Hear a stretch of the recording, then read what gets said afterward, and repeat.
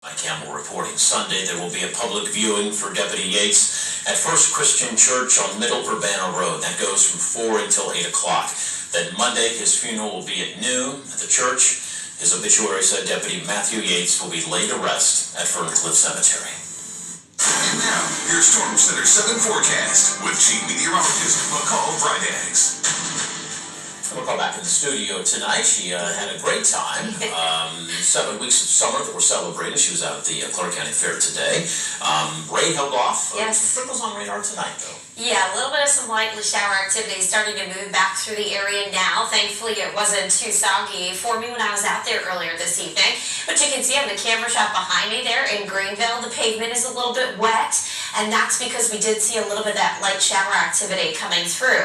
When we look at Ron Doppler 7 radar and we scan the skies, you're going to see that there is a little bit of some light shower activity moving through. It's not heavy by any means. But later tomorrow, we're going to see this radar looking a lot different. Temperatures in the Miami Valley are sitting in the 70s right now. We're at 72 in the Dayton area. We're at 70 as you head up closer to Troy. When we look regionally, you can see there is much heavier rain off to the south.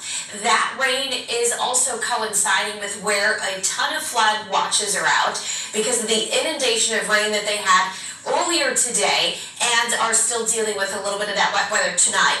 When you look at the big picture view, we have two things happening here. We have high pressure that's anchored to our north, and that's kind of what's pushed that front to our south, and that is what we call a stalled boundary. It's not really moving north or south at this point. The cold or the warm air isn't necessarily winning out, but eventually that front's going to be moving back to the north.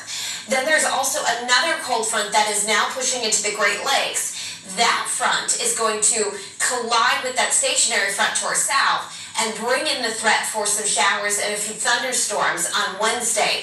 A ton of moisture with that could lead to some localized flooding as well as rounds of rain and storms not only Wednesday but Thursday as well. And you can see that there is a level 1 risk for severe weather for Wednesday, specifically as we get into Wednesday afternoon.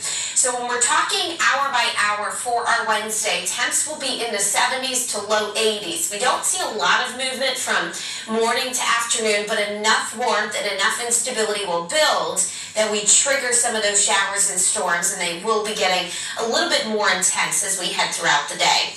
All right, so let's take a look at Futurecast for you. As I walk you through the rest of tonight, you'll see the cloud cover thickens up, and in fact, you notice that spreading out of cloud cover right before we had more clouds moving in from the west. That is because there may be some fog forming overnight tonight. So check in with meteorologist Kirsty Zontini in the morning, Sergeant Mark Bowerman. They're going to let you know if there are any dense areas of fog that form. As we move past sunrise tomorrow, we're going to track some showers that come through mid to late morning. This is not your severe weather threat. We move into the afternoon and we can see the sunshine breaks through the clouds. That's when we start to see the warmer temperatures and the instability build. And there around 4 o'clock, we see some showers and storms bubbling up.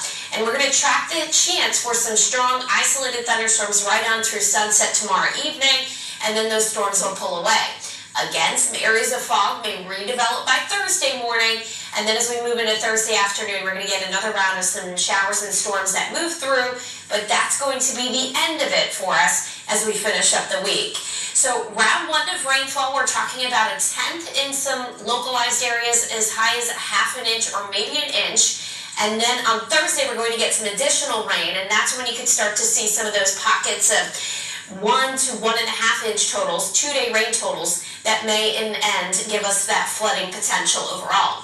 Temperatures over the next 5 days will be below average. We're in those low 80s to upper 70s, but we see that rise in temperatures heading into the weekend, which is perfect for us as we look ahead to the air show weekend. And we have plenty of sunshine for Saturday and Sunday. So looks like we'll have a good air show, perhaps a high-flying air show at that. By early next week, we'll see the chance for a shower and thunderstorm to return. James. Thank you for calling. With the Dayton Air Show, expecting thousands of visitors this week, and organizers have been very busy making sure people stay safe. We're going to look at what they're prepared for just in case.